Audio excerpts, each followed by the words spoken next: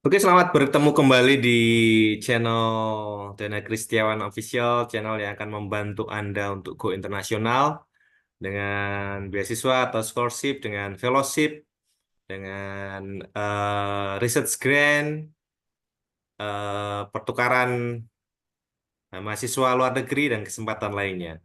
Kali ini tamu kita sangat-sangat istimewa, ya masih muda, ya rising ya, apa ini, young scientist ya. Kak Oscar Karnalim ya. Wah, ini beliau luar biasa, masih muda. Tadi ngobrol-ngobrol, saya pikir masih dekan. Ternyata sudah naik jabatan lagi menjadi wakil rektor. Beliau adalah wakil rektor Maranatha Christian University Indonesia. Dan saya lihat ya berteman di Facebook, ini berteman di kampus teman saya waktu di studi di Australia, Newcastle University. Dan saya lihat perkembangannya beliau, wah, diundang plenary speaker sana sini ya, di conference internasional, ada best apa presenter internasional, ada ini chief editor jurnal Q1, wah, segudang prestasi yang beliau dapatkan. Dan beliau juga penulis, ya, selain editor juga penulis di berbagai jurnal jurnal Scopus terkenal ya, reputable jurnal. Oke, tanpa berlama-lama, dan beliau ini adalah lolos beasiswa yang salah satu bergengsi, beasiswa AAS ya, Australia Award Scholarship, yang sekarang masih buka sampai akhir April nanti. Jadi kita akan kulik bagaimana beliau bisa lolos dan bisa studi di Australia. Kita akan dapatkan tips-tips yang unik, tips-tips yang di luar dugaan ya. Kita akan kulik nanti, dan semoga diskusi kali ini eh, mendapat teman-teman pejuang beasiswa mendapat inspirasi dan mendapatkan mimpinya untuk bisa go internasional ya, untuk mendapatkan beasiswa. Oke, panggilnya Kak aja ya, masih muda soalnya. Masih muda atau memang wajahnya wajah muda ini? Oke, Kak Oscar, selamat datang di channel ini. Halo, halo. Ya, mungkin bisa kenalan terlebih dahulu, siapa Kak Oke, Oscar dan sepak ya. terjang. Jadi saya memang Mm-mm. Wakil Rektor 1 di Universitas Maranatha. Saya juga Rektor Kepala. Saya dapat beasiswa Australia Awards tahun 2019 dan beres tahun 2022. Sedikit story, mungkin saya sebenarnya juga bukan dari kota besar sebenarnya. SD saya itu di Sumbawa, Nusa Tenggara Barat gitu ya. Jadi Wow, saya dulu numpang lahir di Surabaya, terus saya ke Sumbawa, lalu setelah itu saya SMP dan seterusnya saya di Bandung gitu. oke. eh wow, jadi dari kota kecil ya, tapi bisa menembus. Ya, dulu SD saya di sana. Orang tua saya juga masih di Sumbawa. Ah, tapi besar di sana ya, besar di Sumbawa ya kayak. Lalu pulang. Oke, oke, oke, oke, oke. Terus S1 S2-nya di mana, Kak? Ya, Kelas saya tiganya di S1 Australia. Mm-mm. S1 saya di swasta, Unif swasta di Bandung. Jadi Oke. saya di Parahyangan. S2 saya di ITB, Mm-mm. lalu S3 saya tadi di Newcastle, Australia. Oke. S2 juga ada dapat beasiswa.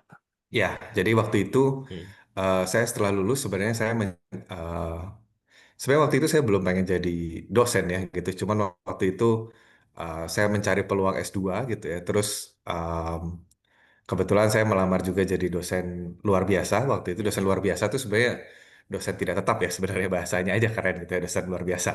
Tapi sebenarnya itu jadi dosen tidak tetap. Saya melamar di Maranatha dan waktu itu memang Maranatha melihat mungkin melihat potensi saya gitu. Jadi akhirnya disekolahkan juga untuk S2 Wah, dan memang dijadikan dosen tetap akhirnya begitu. oke. Dulu dosen luar biasa, sekarang biasa di luar ya.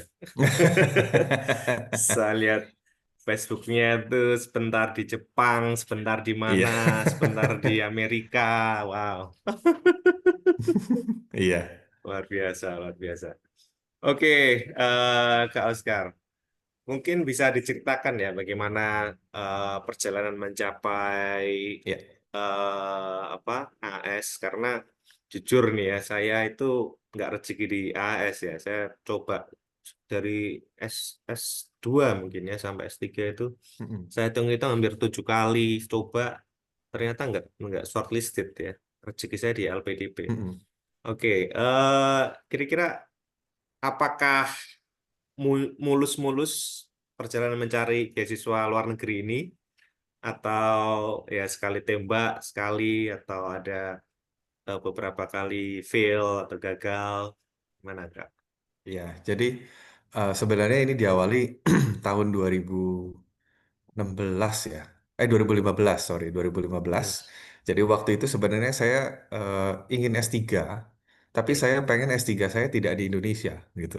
oke. Bukan bukan berarti maksudnya Mm-mm. Indonesia jelek bukan gitu ya, tapi lebih ke arah saya pengen punya experience baru gitu. Kan Ya, saya udah S1 di Indonesia, S2 di ya, Indonesia, saya pengen punya experience baru gitu.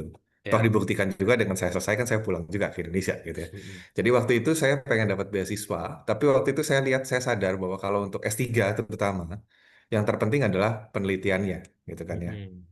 Jadi waktu itu saya nggak punya track record penelitian gitu ya. Tapi waktu itu saya mulai bertekad, oke saya harus bisa penelitian. Jadi tahun Oke. 2015 saya mulai mencobanya mungkin dari yang sederhana gitu ya. Jadi mungkin dari kerjasama bareng mahasiswa gitu ya. Ketika mereka bikin kerja praktek, ketika mereka bikin tugas akhir, saya coba bikin menjadi sebuah eh, jurnal nasional gitu ya. Walaupun memang yang levelnya masih level internal. Jadi di Oke. kami ada jurnal sendiri gitu ya dari dalam univ sendiri dan kami masukkan ke situ dulu. Setelah Ini itu, sorry, ini setelah lulus ya, S2 ya? Setelah oh ya, lulus setelah S2 lulus S2. Ya, belum setelah belum lulus S2 lamar baru di mau S3. S3. Oke, oke. Betul. Ya, Jadi, terus saya S2 tuh beres 2014, Pak, sebenarnya. mm-mm. 2014, terus 2015 itu saya udah terpikir untuk ingin S3 gitu ya. Tapi Ya. saya paham waktu itu saya belum bisa karena track record riset saya belum besar. Jadi waktu itu saya coba dan mulai dari jurnal dalam, terus jurnal dalam itu sudah beres, sudah terpublish beberapa, saya mulai naik. Jadi saya mulai naik ke seminar nasional gitu ya. Jadi karena kan kalau jurnalnya kebetulan kan itu jurnal internal ya, jadi mungkin tidak terlalu gimana. Dan waktu dulu memang Ya. belum terlalu tinggi levelnya.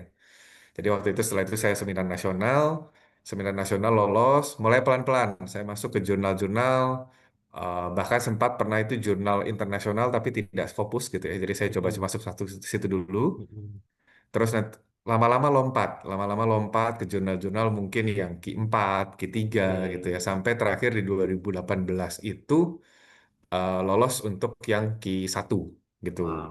Nah, waktu itu sebenarnya dari 2017 sebenarnya saya sudah daftar, sudah mulai coba daftar-daftar beasiswa gitu ya. Jadi 2017 itu saya udah melihat peluang. Terus waktu itu juga saya dibantu oleh rekan saya gitu ya. Dia juga S3 di Australia. Jadi dia mau bantuin untuk ngecek esai, ngecek Oke. kualitas topik riset gitu gitu ya. Dia bantu. Terus waktu itu 2017 saya coba berbagai beasiswa, tidak hanya Australia Awards. Saya juga coba beasiswanya dari universitas beberapa univ gitu ya. Jadi ada yang dari Monash, dari Mm-mm. Warwick kalau nggak salah UK. Terus juga saya juga ada nyoba yang eh, LPDP juga gitu ya. Nah, cuman waktu itu di 2017, walaupun saya sudah punya beberapa publikasi ya yang lumayan Mm-mm. gitu sebenarnya, tapi waktu itu memang belum beruntung istilahnya. Jadi waktu itu Oke. 2017 semua ditolak dan ditolaknya itu di level administrasi. Jadi tidak sampai wawancara gitu ya. Jadi semuanya udah ditolak. Nah, Ya. tapi saya pikir oke, maksudnya bukan berarti saya harus berhenti. Jadi selama saya lagi apply beasiswa, saya juga sembari publikasi, sembari Oke. mempertajam skill riset gitu ya. Saya tetap itu. Sampai akhirnya di 2018 awal saya mau coba lagi kan. Jadi itu mulai Ya. keluar lagi beasiswa-beasiswa baru. batch-nya diulang kan, batch-nya diulang lagi. Jadi ada Australia Awards, ada dulu ada Budi ya, Budi LN gitu kan, Oh itu mulai ya. buka-buka lagi. Nah, saya mulai cari-cari lagi, saya mulai daftar-daftar lagi gitu kan. Nah, waktu itu saya mulai berpikir gimana sih sebenarnya bagi konsep beasiswa itu. Jadi sebenarnya Hmm. beasiswa itu kan ketika menerima seseorang sebenarnya ada ekspektasi yang diharapkan sebenarnya. Oke. Jadi sebagai contoh misalkan kalau kita kayak Australia World sebagai contoh dia biasanya punya beberapa pilar utama gitu. Ya. Mungkin nanti pas kita ambil S3-nya nggak harus sama dengan bidang itu. Misalkan pendidikan, nggak harus pendidikan. Misalkan Ya. saya Ya. saya ambil IT, tapi IT saya IT yang diterapkan ke pendidikan. Itu masih bisa gitu. Oke. Jadi saya belajar itu terus saya lihat oh Australia World konsepnya seperti ini. Oke. Waktu itu saya mengambil keputusan yang major gitu ya. Jadi sebenarnya saya tuh di 2017 saya sudah dapat pembimbing dari Newcastle juga. Tapi bidang Oke. dia itu software engineering. Jadi dia murni Oke. membuat aplikasi lah istilahnya. Ya, sorry, ini Nah, S1, ya S1, S2-nya apa, Kak? Jurusannya. S1 S2 saya informatika. Oke, ya. Iya. Jadi S3 memang pengennya juga informatika, cuman memang Ya. eh, karena saya harus matching dengan si beasiswa, jadi Oke. saya coba ganti waktu itu 2018 saya coba ganti pembimbingnya. Jadi waktu itu Hmm. memang cukup cukup apa ya ya tindakannya cukup beresiko gitu ya karena saya mengganti dan menggantinya dalam satu univ yang sama sebenarnya. Jadi mantan calon pembimbing saya juga ada di univ itu gitu ya. Cuman memang beda beda orang gitu. Ya. Jadi waktu itu saya ganti terus saya kontak pembimbing yang baru terus dia bilang boleh kalau kamu mau coba di sini nggak apa-apa gitu kan. Dan itu memang waktu itu juga ada perjuangan ya ketika mencari pembimbing. Jadi kalau Oke. mungkin teman-teman kalau dari untuk S2 mungkin lebih tanda kutip ya, tanda kutip ada lebih mudahnya, walaupun ada juga lebih susahnya gitu ya. Oke. Jadi kalau lebih mudahnya itu apa? Lebih mudahnya tentu adalah mungkin mencari tidak perlu repot mencari pembimbing disertasinya gitu. Oke. Kalau S3 kan harus cari pembimbing disertasi dulu, mereka sudah Ya. oke dulu, baru kita proses. Bahkan dulu itu eh, beberapa univ juga kan ketika dia mau mengeluarkan LOA, dia harus kayak mengasumsikan dosennya emang benar-benar mau gitu sama anak ini gitu sama anak bimbingan ini gitu.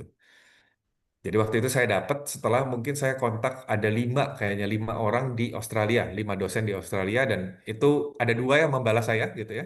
Hmm. Jadi satu pembimbing saya yang kemarin pas saya S3, jadi Simon dari University of Newcastle, dan yang kedua adalah Judy Sherd dari Monash University gitu. Cuman yang Monash bilang topik kamu mungkin nggak 100% match sama saya, jadi saya belum bisa untuk membimbing kamu gitu. Jadi Oke. saya dapatnya Simon, Simon bilang bisa lah kita untuk disatukan topiknya begitu. Ya. Terus saya daftar, waktu itu memang setelah saya daftar akhirnya ternyata diterima gitu ya. Jadi mulai dari seleksi administrasi. Jadi waktu itu kan em, saya lolos seleksi administrasi, waktu itu cukup gembira gitu ya. Tapi setelah itu langsung teman saya bilang yang udah lulus S3 ya, yang lulus S3 Ya. dari Australia, dia bilang, "Kamu itu belum beres, itu baru setengah jalan. Administrasi itu baru setengah jalan. Ya. Yang penting berikutnya adalah presentasi, Interview. wawancara gitu." Ya. Jadi wawancara itu Ya. kita ditantang tidak boleh menggunakan slide ya. Ya. Kita harus bisa explain in English our research gitu ya terhadap 4 orang akademik ya akademik yang di hire sama Australia Awards. Ya. Jadi ada 2 dari Indonesia, 2 dari Australia gitu. Jadi waktu itu saya beberapa hari sebelumnya kayaknya saya mencoba menghafal mati gitu ya jawaban saya dan apa aja sih yang harus saya argumenkan gitu ya. Ya. Dan di situ juga ya puji Tuhan untungnya eh, berhasil gitu kan ya. Ya. Berhasil dan akhirnya sampai akhirnya dapat beasiswanya juga dan akhirnya Ya. di 2019 saya bisa mulai untuk yang namanya S3. Itu sih kurang lebih jadi jatuh bangunnya ada ya pasti gitu sebenarnya Ya. kalau menurut saya gitu. Oke. Menarik sekali ya. Ini AS sekali coba ya? 2 kali berarti. 2 kali. Yang pertama lolos seleksi juga atau Enggak. shortlisted? Enggak ya, oke. Ya dari pengalaman pertama nggak lolos shortlisted ya, terus kemudian lolos shortlisted Mm-mm. itu kira-kira apa? Apa Kak Oscar? Jadi memang Apa yang waktu itu diperbarui? yang diperbaharui topik. Jadi waktu itu Oke, topik saya itu kan saya ada 3 pilar, saya lupa pilarnya apa aja, tapi Mm-mm. yang saya ingat tuh ada Passion, pendidikan, ya, ada sama satu lagi itu ekonomi. Kalau oke, nggak salah waktu itu ya yang dipegang ya, sama Australia Awards. Tahun 2017 itu saya fokusnya ke ekonomi, tapi ekonominya ke pengembangan software. ya, Nah, saya merasa kayaknya topiknya dampaknya kecil ya, buat ya tadi ya kalau misalkan di bidang akademiknya mungkin itu nggak akan terlalu besar dampak ke ekonominya gitu. ya, Jadi saya memikirkan itu kecil, jadi akhirnya begitu tahun berikutnya saya ganti topiknya ke pendidikan dan waktu itu kan lagi rame tentang etika. Ya udah, jadi saya oke, plagiarism ethics jadinya. Jadi memang saya masuknya ke membuat software untuk mengajarkan mahasiswa terkait dengan etika dalam ranah oke, pemrograman. Kalau di kami karena kan harus IT-nya juga harus ada gitu. ya, Tapi memang ketika saya membuat proposal, saya juga bilang bahwa nanti ini akan dikembangkan untuk bisa juga untuk yang umum gitu. Jadi memang untuk hmm, PSD-nya kita spesifik, tapi nanti setelah PSD kita umum. Dan ya, memang itu juga saya tepati, jadi sampai sekarang pun sistemnya masih saya pakai gitu ya. Dan memang terus di-expand setiap tahun gitu. Jadi ada fitur tambahan, ada capability tambahan gitu. ya. Itu sih. Jadi lebih ke research topiknya yang diubah-ubah Mm-mm. ya. Betul, betul. Oke. Terus eh ada nggak selain research topik, Kak Oscar ini kasih tips buat para pejuang beasiswa untuk bagaimana sih tips mengisi apa eh, dokumen aplikasi ya Ya, ya, kira-kira. ya. Mm-mm. Ya, kalau dokumen aplikasi itu banyak sih ya sebenarnya, tapi yang paling simpel tuh begini. Kita Indonesia itu punya kebiasaan untuk menyampaikan hal secara induktif istilahnya. Jadi kalimat utama itu selalu di belakang gitu. Oke. Sedangkan kalau di ranah riset dan mungkin juga di Australia sebagian besar yang terjadi adalah kalimat utama itu di depan gitu. Jadi sebelum Misal, kita menjelaskan panjang, kalimat utamanya dulu nih, apa nih tujuannya? oke, Misalkan kita bilang, saya sangat pantas untuk mendapatkan beasiswa ini gitu, karena bla bla bla gitu. ya, Kan kadang kalau kita Indonesia mungkin kita akan bilang, oh saya memiliki bla bla bla bla bla bla, makanya saya pantas untuk dapat beasiswa ini gitu. nah, Nah, itu oke, salah satu yang mungkin karena kalau di akademik, bahasa akademik biasanya seperti itu. Jadi ya, selalu kalimat utama tuh di paragraf pertama, paragraf tuh di paling awal gitu ya, di depan-depan gitu. ya, Bahkan saya pernah dulu kerja sama pemerintah, jadi kadang-kadang mereka selalu pengen semua paragraf kalimat utamanya selalu ada di kalimat pertama gitu. Jadi kalau misalkan nanti oke, mau dibaca cepat, mereka tinggal baca kalimat pertamanya di setiap paragraf gitu. oke, Jadi itu mungkin kalau untuk itu dan ya, yang berikutnya lagi juga perkuat dalam hal eh, yang tidak bisa disangkal atau yang tidak relatif istilahnya. Jadi contoh, kalau di saya tuh kemarin saya memperkuat yang namanya jumlah publikasi gitu ya. oke, Jadi jumlah publikasi itu salah satu alasan kenapa saya kemarin diterima. Jadi mm-mm. kebetulan salah satu evaluator saya itu sekarang jadi rektor saya gitu ya. Jadi beliau sebenarnya evaluator AAS juga dulu gitu ya. Jadi pas kami ketemu Hmm, juga ya saya masih ingat juga oh ya ini dulu yang mengevaluasi saya. Walaupun dia di sebelumnya ada di universitas lain gitu. oke, Jadi em, apa ya?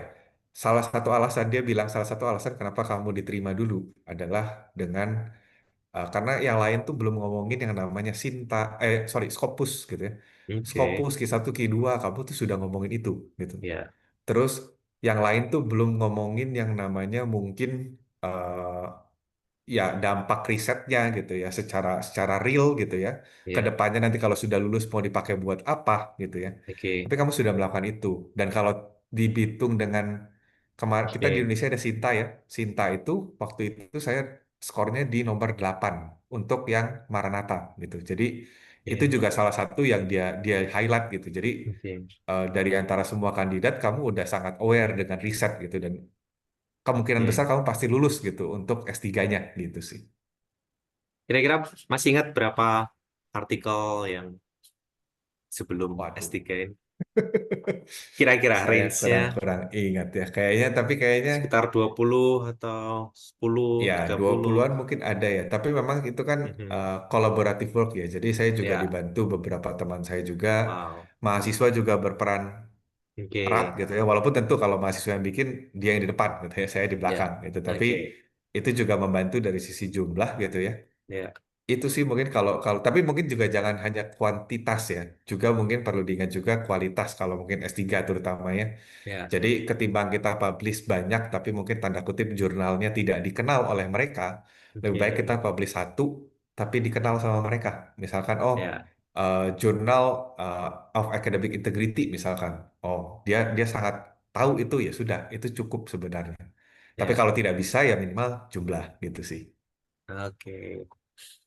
Terus ini ya, eh pertanyaan klasik untuk S3 itu bagaimana seni mencari supervisor ya. Eh, Tipsnya apa, Kak? Apa kita harus ke webnya atau ketemu Ya, atau gimana?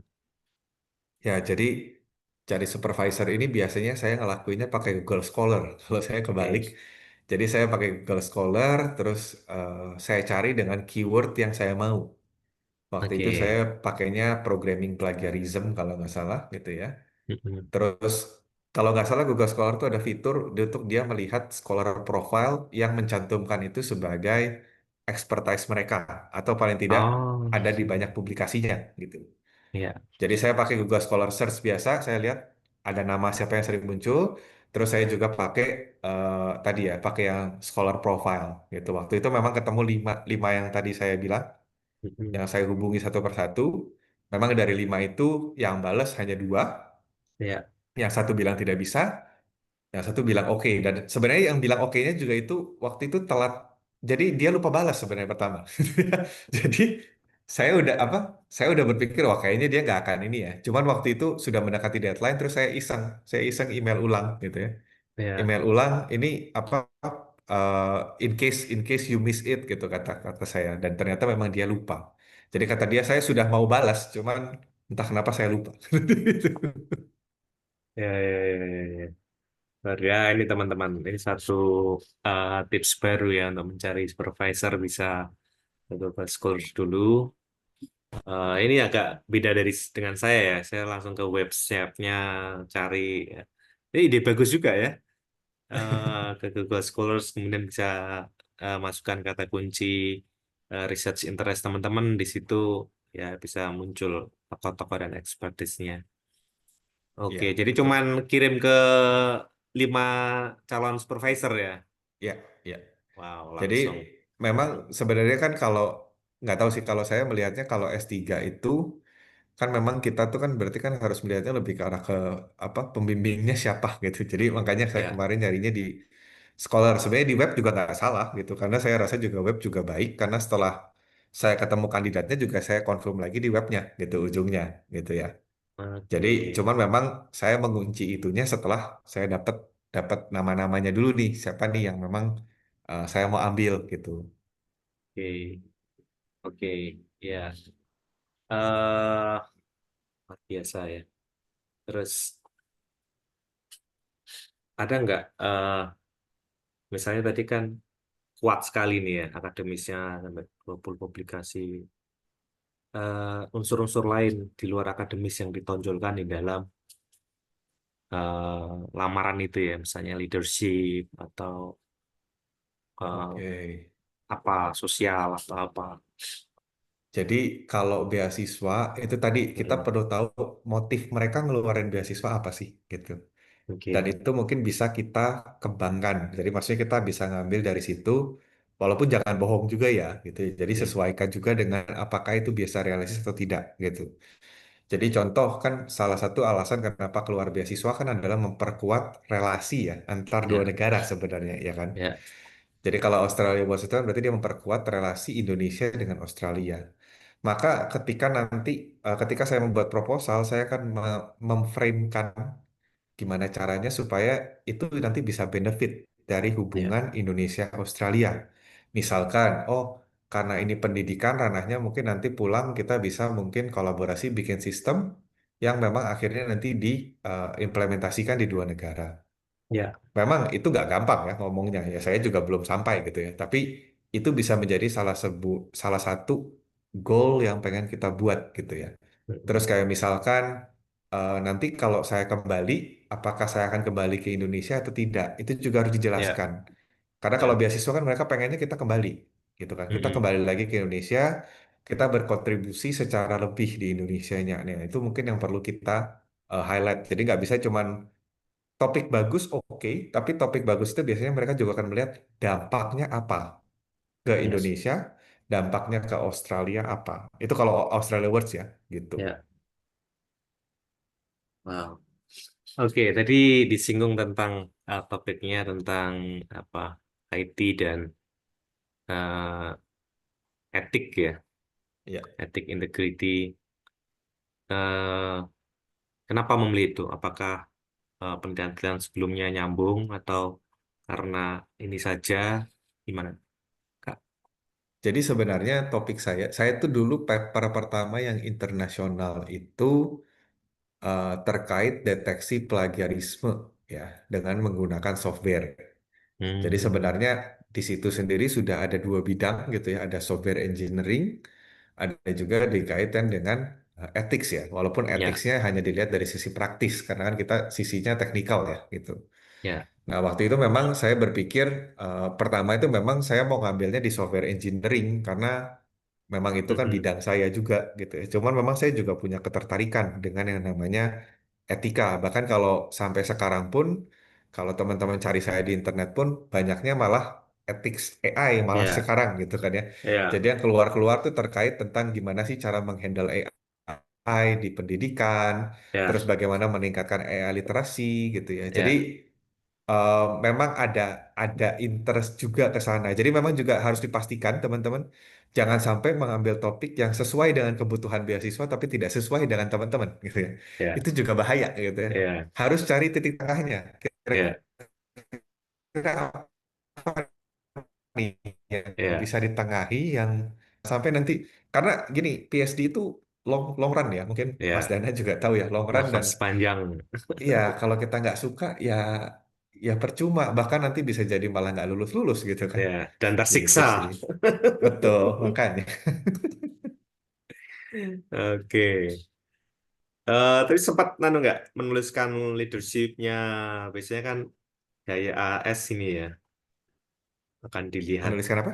leadership, Oh, kepemimpinan, leadership. pengaruh itu sempat memasukkan unsur Ada. ya.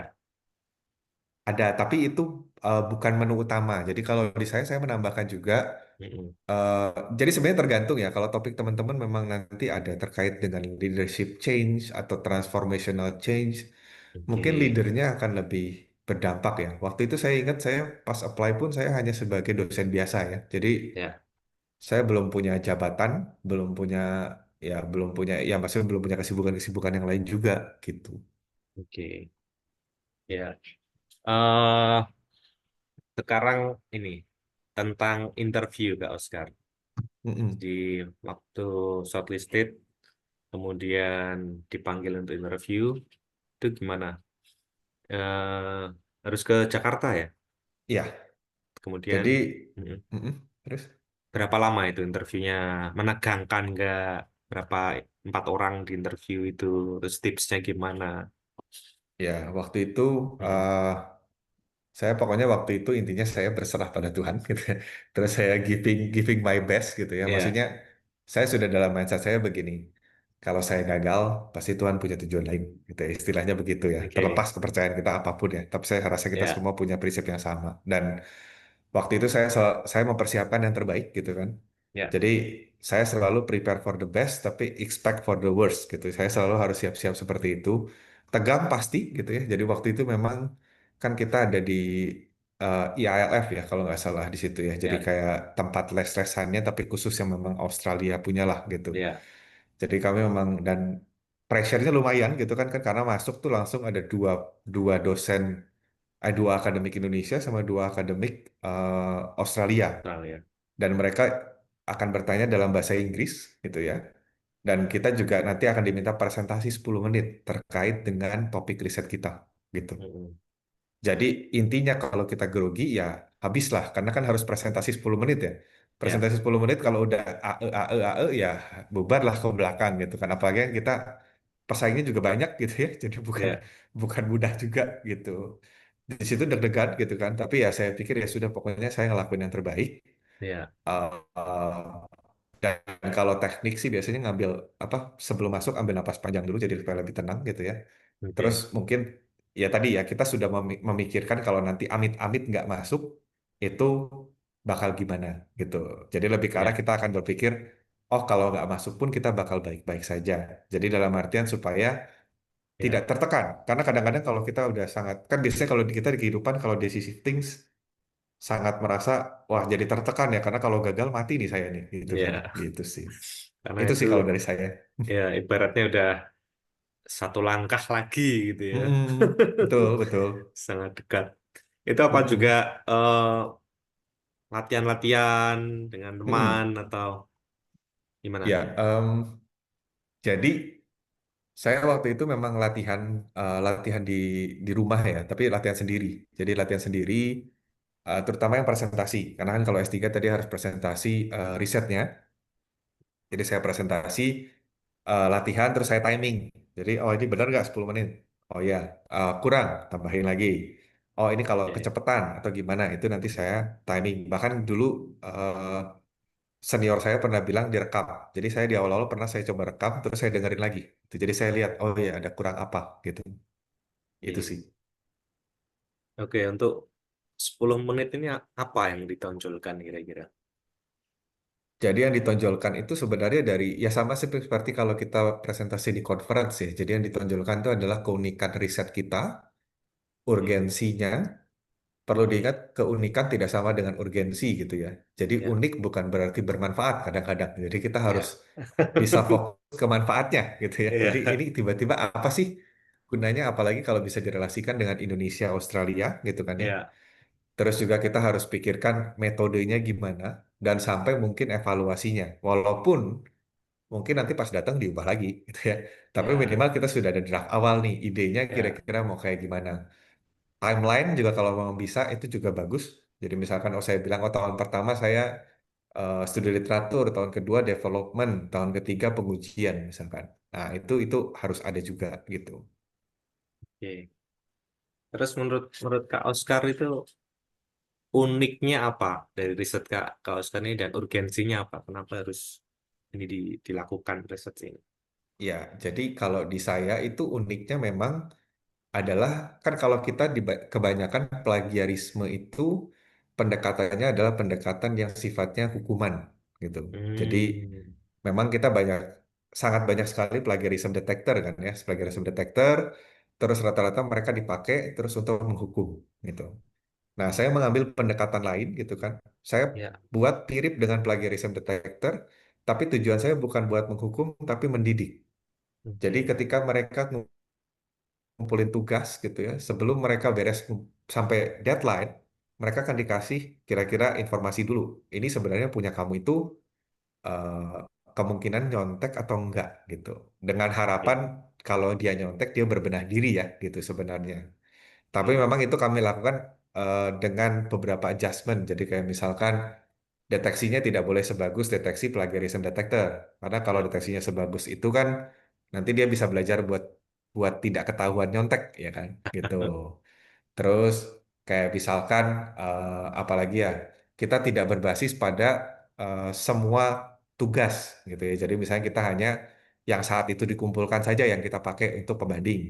Ya. Terus kita tidak mengeluarkan data pribadi. Jadi kalau misalkan dibandingkan dengan kode teman, karya temannya nggak ditampilin gitu. Nah, jadi memang pasti ada justifikasi-justifikasi itu dan itu memang nanti juga harus disampaikan gitu. Ya. Luar biasa. Oke. Kak Oscar. Dari pertanyaan interview dari eh, penanya ini, kira-kira tipe pertanyaan apa dari pertanyaan yang mudah sampai challenging gitu? Apakah ada ya pertanyaan jebakan juga? Kayak kemarin saya interview AS itu Mas Ribut Wahyudi, ada pertanyaan yang sepertinya remeh tapi real ya, kayak beliau juga lajang waktu itu ya, sama ya sepertinya ya. Sebelum berangkat itu lajang, Master. Gimana kalau kamu nanti eh, menikah dengan orang bule, terus bla bla bla, mengganggu atau apa gitu ya. Ya mungkin mulai dari pertanyaan gampangnya apa kira-kira. Kalau gampang, sebenarnya nggak gampang sih, Hmm. tapi itu pasti ditanyakan itu ya tadi mungkin eh, cara kerjanya bagaimana, risetnya rencananya apa, terus mungkin tadi ya dampak dan keunikan itu pasti yang Mm-mm. kemungkinan besar pasti ditanya. Terus nanti biasanya akan lebih ke arah follow up ya. Jadi mungkin dia lihat kayak misalkan pengujiannya, dia akan tanya gimana sih kamu melakukan pengujiannya memang rencananya gitu. Jadi memang kalau di saya kemarin saya sudah mempertimbangkan kira-kira kalau jadi satu riset utuh kayak gimana nih gitu. Jadi kalau jadi satu riset utuh tuh seperti apa? Walaupun masih sangat abstrak ya, dalamnya tuh masih masih jauh dari sempurna. Tapi minimal saya udah tahu oh pengujiannya bakal kayak gimana. Misalkan oh saya pakai metode kuasi eksperimen. Kuasi Ya. eksperimen saya bandingkan yang A sama yang B. Nah minimal yang kayak begitu-begitu. Tapi memang kalau di saya kebetulan ya pertanyaannya semua terkait dengan tadi, terkait dengan hal-hal yang oh nggak ada satu yang mungkin ini apa Mm-mm. sedikit Tricky tidak ya. ya mungkin bukan tricky ya tapi sedikit keluar ya dari topik topik riset Oke. itu. Jadi dia nanya kenapa kamu pilih eh, pembimbing ini gitu ya. Jadi Nah, memang sorry kenapa kamu mau studi di kampus itu istilahnya? Karena itu tuh saya di kampus cabang, mungkin Mas Dana ya. juga tahu gitu ya. Saya Iya. di Urimba. Rimba. Urimba itu 1,5 jam dari Newcastle pakai kereta. Jadi waktu itu saya jawab bahwa ya saya sebenarnya kan memilihnya berdasarkan pembimbing. Saya bilang pembimbing saya di situ ya saya harus ikut dong dan tujuan saya kan di sana maunya belajar. Dan memang itu juga menurut mereka salah satu poin plus adalah karena saya memilih juga tidak di kota besar gitu istilahnya. Ya, jadi Ya. kalau Sydney, Melbourne itu adalah popular destination untuk orang scholarship hunter. Jadi Ya. eh, mereka biasanya akan ada mungkin ada poin plus walaupun saya nggak tahu ya seberapa besar plusnya gitu ya. Ya. Mungkin ada poin plus kalau mungkin kita bisa ke daerah-daerah yang lain tapi tetap kualitasnya dipertimbangkan. Kan Ya. kebetulan kalau di saya tadi di Urimba tapi memang orang pembimbing ini memang the best di bidang itu gitu. Jadi ya justru kan bagus bukan di kota besar tapi pembimbingnya memang bidangnya di situ gitu. Ya. Ya. Oke. Ada pertanyaan challenging lainnya yang kalau ingat ngerasa, wah, seperti susah dijawab atau semua terasa mudah dijawab. Nggak mudah juga sih tapi lebih ke arah Ya. bisa bisa lah kita Ya. maksudnya bisa Ya. mempertimbangkan Ada pertanyaan jawabannya. kelemahannya apa gitu. Kelemahan Ada Anda apa? Oke. kelemahan. Oh ya betul betul itu juga ada. Mm-mm. Jadi kayak misalkan ditanya eh, apa kelebihan Anda, terus mungkin apa kelemahan Anda. Jadi kayak mungkin in Mm. short kayak kenapa sih saya harus memilih Anda gitu. Ya. Dan memang itu juga ya sama ya kayak kita HRD juga ya. Jadi hati-hati menjawabnya gitu kan. Ya. Jadi kayak karena terutama kalau bilang kelemahan ya, karena kadang-kadang kelemahan itu kan jadi double edged sword juga. Jadi kalau bisa mungkin di state kelemahannya dengan hati-hati juga, dilihat juga konteksnya apa nih gitu. Ya. Susah nggak kalau ditanya kelemahannya, Kak? Soalnya sebagai manusia kita susah untuk mencari kelemahan ya. Lebih mudah mencari kelemahan orang lain ya. Jadi jadi gini, kalau misalnya kita Tipsnya bilang gimana? kelemahan, Mm-mm. kita bilang kelemahan, kita harus bisa bilang eh, kelemahan itu mendampak pada kelebihan saya gitu. Jadi Oke. contoh mungkin ya, kalau saya tipikalnya kadang-kadang itu mungkin ini contoh ya, saya Ya. udah nggak terlalu ingat sih yang kemarin saya jawabnya apa. Ya. Misalkan nih saya bilangnya, oke, saya mungkin kurang teliti gitu ya. Tapi kan kurang teliti Ya. juga sebenarnya kan saya uh, trade off-nya adalah pengambilan keputusan saya lebih cepat gitu, Ya. ya kan. Jadi mungkin kalau dibilang mungkin Ya. ya kalau kelemahan saya mungkin saya mungkin tidak terlalu detail, tapi mungkin saya dalam pengambilan keputusan saya lebih on time gitu. Ya. Atau mungkin anggaplah ya contoh yang negatif tapi positif, gila kerja. Gila Ya. kerja itu kan adalah kelemahan yang bisa jadi juga kelebihan ya sebenarnya gitu. Ya. Jadi Terus. Mm-mm. ya isinya kayak gitu-gitu sih kurang lebih kalau yang saya lihat ya yang Ya. bisa jadi contoh. Ya. Misalnya saya ini orangnya goal oriented sehingga di dalam teamwork saya kadang ada masalah dengan teman itu bisa ya. Iya betul. Oke, luar biasa sekali. Terus, eh akhirnya bisa lolos ke ya Australia, melangkah ke Australia. eh apa apa yang dipelajari dari Australia ini? Nggak, apa keuntungan Saya mungkin beasiswa? kalau Hmm. buat apa tadi?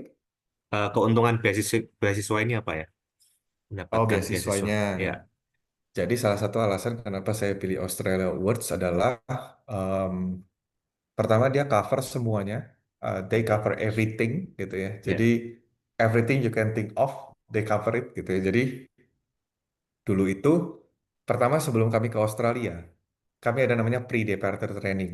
Jadi ya. pre-departure training itu kami sekitar 2 bulan ya, sekitar 2 bulan itu di tanda kutip karantina ya, karantina di Jakarta gitu ya. Jadi kami Ya. di karantina di Jakarta, terus setelah itu kami diajarkan terkait dengan kultur belajar Australia, Hmm. termasuk juga kultur kehidupan. Jadi kayak mungkin kami diajarkan hal-hal yang seperti berkomunikasi, terus gaya pakaian. Mungkin kalau mungkin teman-teman pernah ke Australia lihat bahwa di sana sangat casual, sangat santai gitu ya.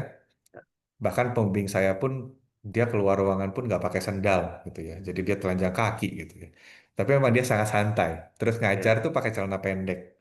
Kalau di Indonesia kan mungkin nggak bisa ya kayak gitu ya pakai celana pendek gitu. Ya. Ya. Terus jadi kami diajarkan itu ya selama Ya. 2 bulan dan kami juga sempat beberapa kali juga dikenalkan juga dengan makanan kultur Australia. Jadi kayak mungkin Wow. makanan-makanannya itu dibawain gitu kadang-kadang untuk dicoba. Terus kami juga tes Hmm. IELTS ulang gitu ya. Jadi kami tes IELTS ulang di sana di pas di ILF itu. Jadi sebelum kami berangkat kami tes IELTS ulang. Itu Terus setelah meskipun itu sudah semua di cover. sudah punya IELTS Kenapa? lebih, tetap harus tes ulang. Kak Oscar udah punya Eh, itu kan? waktu itu udah, tapi kalau nggak salah ada jeda tahun validnya kalau nggak salah. Jadi Oh, kalau untuk lebih ya. application itu kalau nggak salah 2 tahun kalau nggak Ya, salah. 2 tahun. Terus kalau untuk pengajuan harus berapa gitu. Jadi ada yang lebih pendek. Jadi memang, tapi rata-rata semuanya diwajibkan tes ulang. Kecuali katanya dalam 3 bulan atau 6 bulan terakhir sudah tes. Kebetulan waktu itu Oh, kan saya pakai IELTS yang dulu kan, yang tahun 2017 ketika nggak keterima gitu. Jadi saya oke. tetap harus tes ulang sih gitu. Ya, Jadi dia juga ada English enrichment. Terus setelah itu visa diurusin gitu ya. Jadi mantap.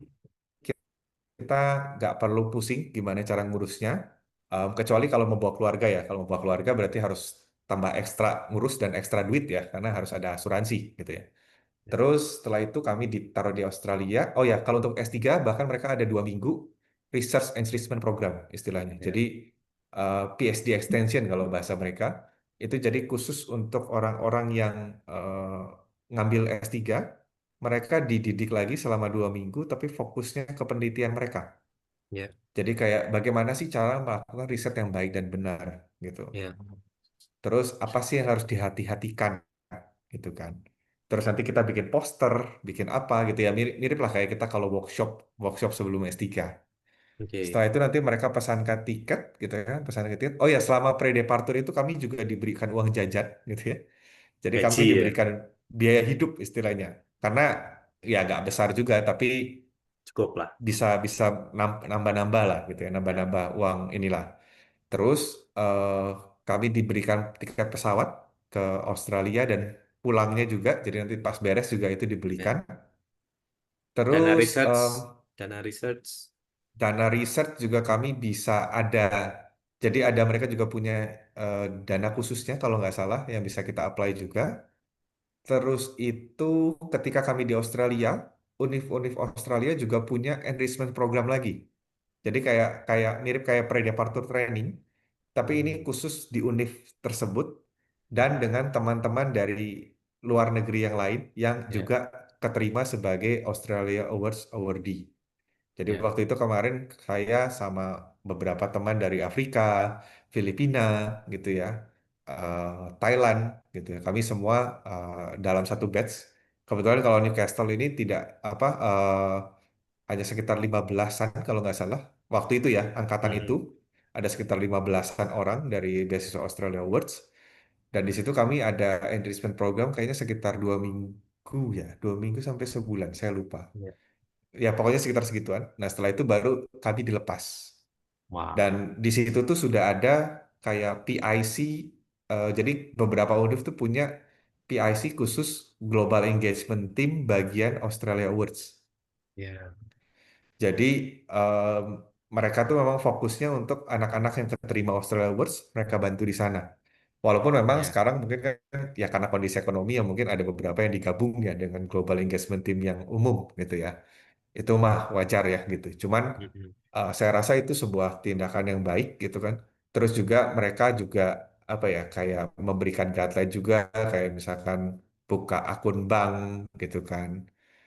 Terus kita juga dikasih uang jajan gitu ya biaya hidup dan tidak pernah terlambat selama saya di sana gitu ya. Jadi selalu di hari yang sama, di waktu yang kurang lebih sama itu selalu akan ditransfer gitu ya.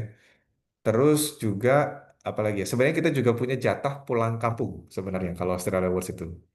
Jadi kalau dulu tuh pulang kampung setahun sekali. Jadi setahun sekali boleh mengambil jatah untuk pulang kampung. Tapi ya karena kemarin saya di 2019 dan 2020 sudah pandemi, berarti saya nggak pakai gitu ya. Jadi saya nggak pakai sampai 2022 gitu.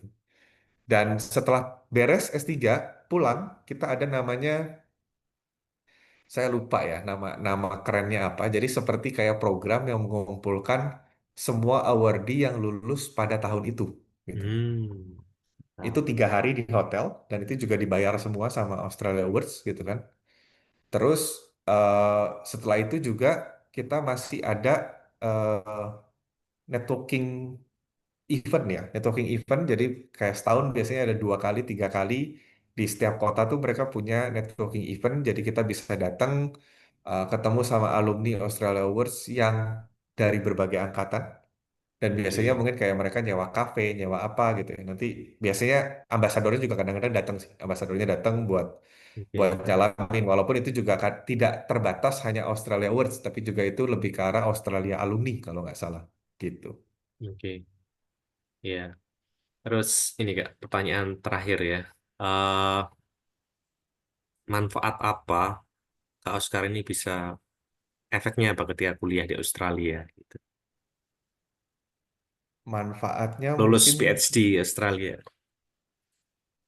saya mungkin jadi lebih apa ya, lebih kritis ya dalam beberapa Oke. hal gitu ya. Jadi maksudnya dalam tidak hanya untuk riset, tapi juga mungkin dalam dunia nyata juga ya. Jadi saya bisa melihat dari berbagai aspek karena PhD itu kan sebenarnya kalau dilihat intinya adalah kemampuan berpikir kritis sebenarnya gitu ya. Ya. Jadi ketika kita dapat PhD, kita bisa berpikir kritis, kita bisa tahu melihat sebuah masalah itu seperti bagaimana cara solusinya.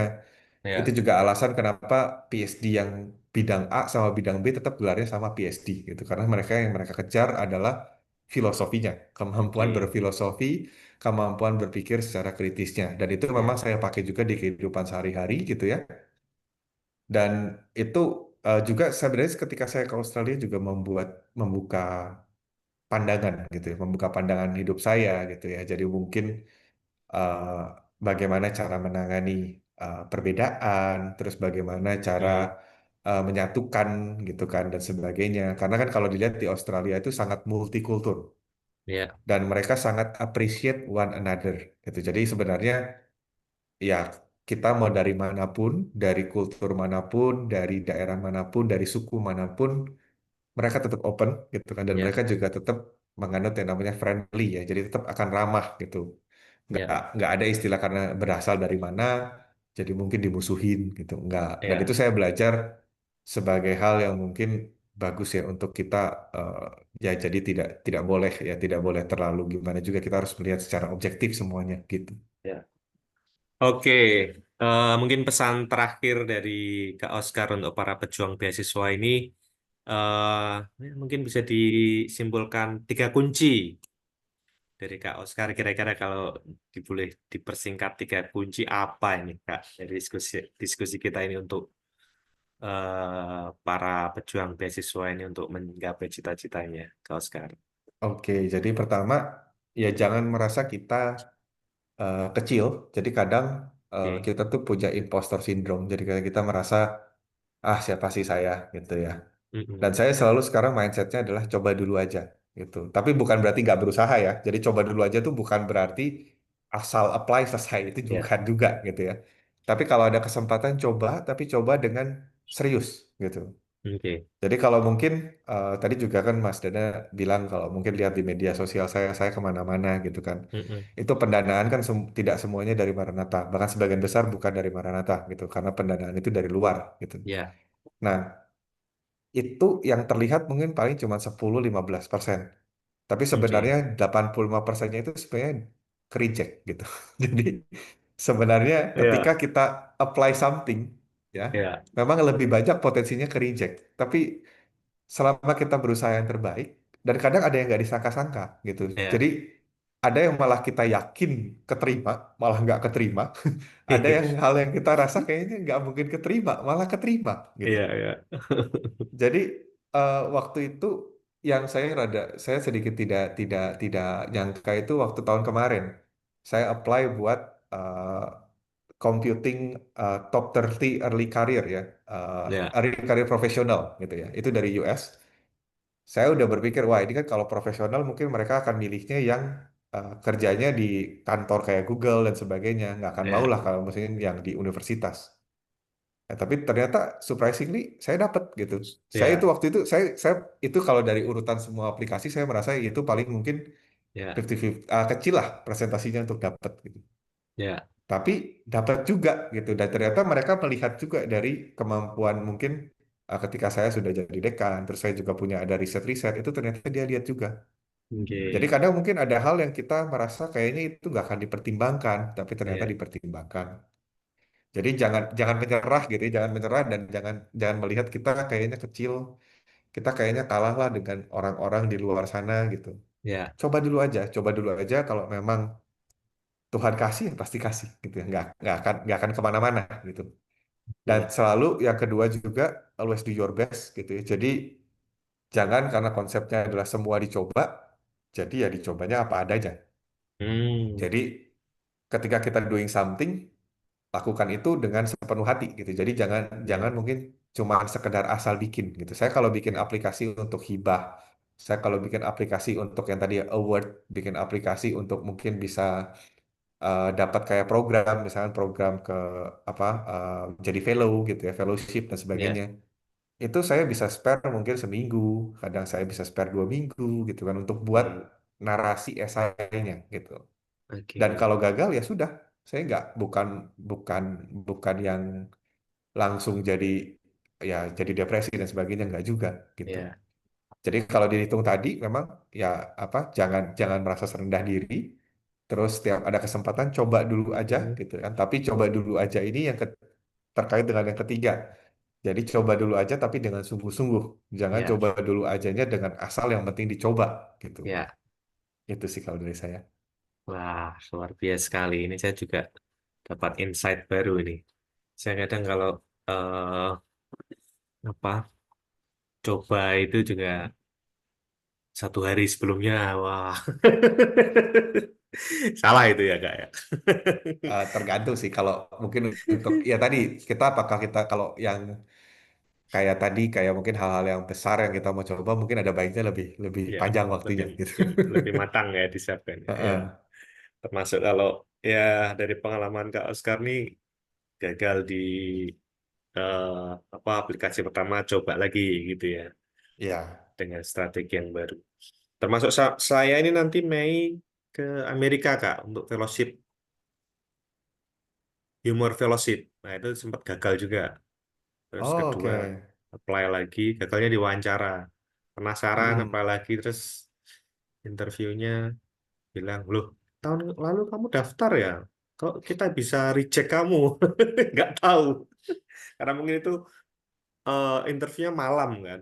Jadi setengah malam itu Betul, saya betul, juga. betul. Nah itu perlu dipikirkan teman-teman. Kalau ada interview online di belahan itu saya agak ngeblank gitu waktu itu kan hanya beberapa menit. Oke, terima kasih. Tidak terasa ya ini hampir saya 1 jam.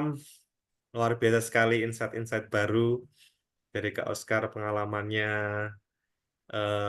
sepak terjang beliau, ide-ide kreatif, bagaimana eh, ya dari aplikasi interview, kemudian membangun publikasi ya, tips-tipsnya tadi luar biasa, dan rekan-rekan bisa aplikasikan, implementasikan ke aplikasi teman-teman untuk AAS dan mungkin beasiswa lainnya, bangun akademis, dan kebutuhan lainnya. Terima kasih sekali lagi Kak Oscar karena Lim atas waktunya, tengah-tengah kesibukannya boleh Sama-sama. eh, menyiapkan, menyediakan waktu untuk kita semua untuk menjadi inspirasi, dan semoga diskusi kita ini menghasilkan sesuatu yang baik, dan dari diskusi diskusi ini bisa menginspirasi teman-teman, dan cita-cita dari teman-teman pejuang beasiswa dapat tercapai. Terima kasih terus untuk para pejuang beasiswa dan rekan-rekan lainnya. Terus ikuti channel ini, channel yang akan membawa Anda go internasional melalui beasiswa, fellowship, research grant, dan lain sebagainya. Oke, sampai ketemu di kesempatan berikutnya. Sampai jumpa. Terima kasih, Kak Oscar. Oke, Anda telah melihat video ini dan mendapatkan tips-tips yang menarik dari pembicara. Saya juga menyediakan e-book yang Anda bisa akses di kolom deskripsi. E-book ini berisi tentang semua persiapan mendapatkan beasiswa luar negeri dari A sampai Z. E-book ini juga akan membantu Anda menciptakan bagaimana profil diri, dilengkapi dengan latihan-latihan yang harus Anda kerjakan. Dan yang terpenting, e-book ini menyediakan contoh proposal riset saya eh, yang didanai dan saya mendapatkan beasiswa ke luar negeri di Australia. So, jangan lewatkan kesempatan ini, segera akses buku ini dan mulai membangun dan membuat aplikasi Anda, dan semoga Anda mendapatkan beasiswa luar negeri yang diinginkan. Jangan lupa untuk mengetik pertanyaan di kolom komentar dan like video ini serta subscribe supaya Anda tidak tertinggal info-info penting tentang beasiswa, tentang fellowship, tentang research grant, pertukaran pelajar internasional, ataupun visiting scholars. So, stay tune di channel ini dan sampai ketemu di video berikutnya. Bye-bye.